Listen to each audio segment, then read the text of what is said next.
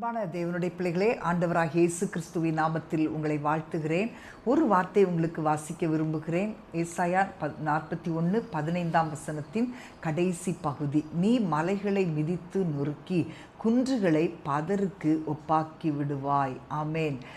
உங்களுடைய வாழ்க்கையிலே ஒருவேளை பயங்கரமான மலைகளை போன்ற எந்த பிரச்சனைகளாகவும் இருக்கலாம். ஒருவேளை உங்களுடைய முன்னேற்றங்களை தடுத்து நிறுத்தக்கூடிய பெரிய மலைகளை போன்ற காரியங்களாக கூட இருக்கலாம்.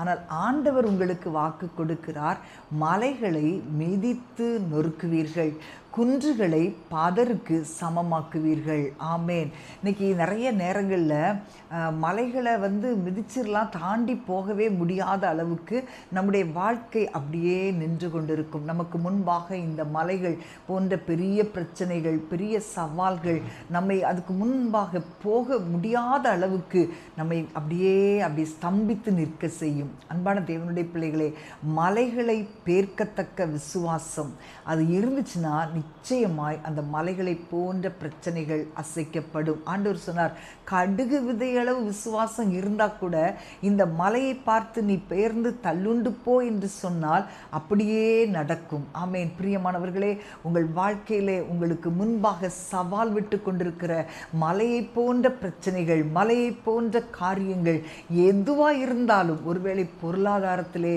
சூழ்நிலைகளில் பயங்கரமான மலை போன்ற பிரச்சனைகள் எழும்பி நிற்கலாம், கடன் பிரச்சனைகள் எழும்பி நிற்கலாம், உங்களுடைய பிள்ளைகளுடைய காரியங்கள் உங்களுக்கு முன்பாக என்ன பண்ணுவோன்னு சொல்லி தெரியாமல் திகைக்கக்கூடிய அளவுக்கு எழும்பி நிற்கலாம். நீங்கள் கலங்காதுங்க, அது எதுவானாலும் நீங்கள் அதை மிதிப்பீர்கள். ஆமேன்.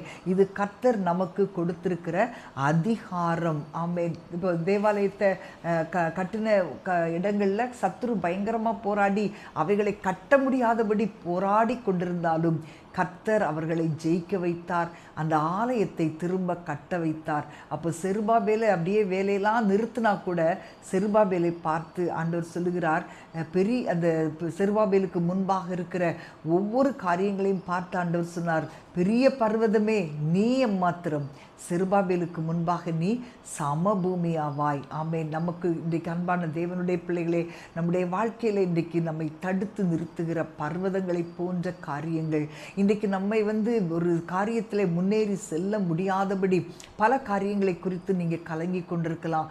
என் வாழ்க்கை இப்படியே தான் இருக்குமா அப்படின்னு சொல்லி நீங்கள் நினைக்கலாம். இல்லை, ஆனால் கர்த்தர் உங்களுக்கு ஒரு அதிகாரத்தை கொடுத்திருக்கிறார். உங்களுடைய வாழ்க்கையில் முன்னேற விடாதபடிக்கு வழிகளில் தடுத்து நிறுத்துகிற எல்லா மலைகளையும் நீங்கள் மிதிப்பீர்கள், குன்றுகளை பதருக்கு சமமாவீர்கள். அப்படிப்பட்ட பலனை கர்த்தர் இன்றைக்கு உங்களுக்கு கொடுக்க போகிறார். இப்போ பாருங்களேன், யோர்தான் இஸ்ரவேல் ஜனங்களுக்கு முன்பாக பிரவாகித்து ஓடுது.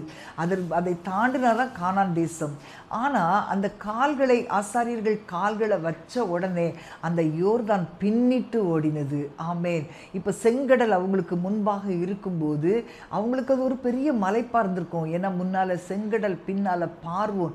ஆனால் கர்த்தர் அவர்களுக்கு அதில் வழியை உண்டாக்கி அந்த செங்கடலை கடக்கும்படி ஆண்டவர் செய்தார்.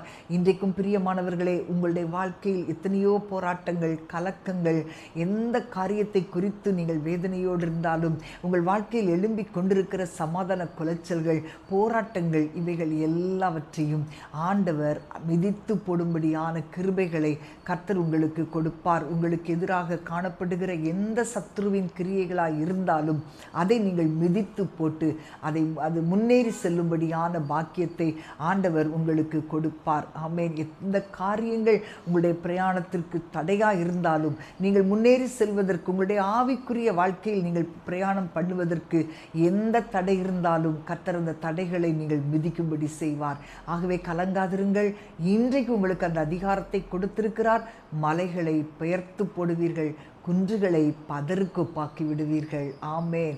நம்ம ஜெபிப்போமா? அன்பான ஆண்டவரே, ஸ்தோத்திரிக்கிறோம் அப்பா. தகப்பனே, இன்றைக்கு உடைய பிள்ளைகளுக்கு முன்பாக ஆண்டவரை தடையாயிருக்கிற எந்த காரியமானாலும் என் ஆண்டவர் தகப்பனே அவைகளை மிதித்து போட, அவைகளை பதருக்கு ஒப்பாக்கி போட உடைய பிள்ளைகளுக்கு நீர் அதிகாரம் கொடுத்திருக்கிறீரே. அதை பயன்படுத்தி உடைய பிள்ளைகள் எல்லா பிரச்சனைகளிலிருந்து வெளியே வந்து உடைய நாமத்தை மகிமைப்படுத்த நீர் உதவி செய்வீராக தகப்பனே. அப்பா, ஒவ்வொரு பிரச்சனைகளுக்கும் என் ஆண்டவர் தீர்வு கொடுக்க போகிறீர். அதற்காக உம்மை துதிக்கிறோம் இயேசுவின் நாமத்தில் பிதாவே. ஆமேன், ஆமேன். இன்றைக்கு பிரச்சனைகளை கண்டு தடுமாறி வேதனையோடு இருக்கிற உங்களுடைய வாழ்க்கையிலே ஆண்டவர் இந்த காரியத்தை செய்து உங்களை ஜெயமாய் வாழ செய்வார். God bless you. அன்பினா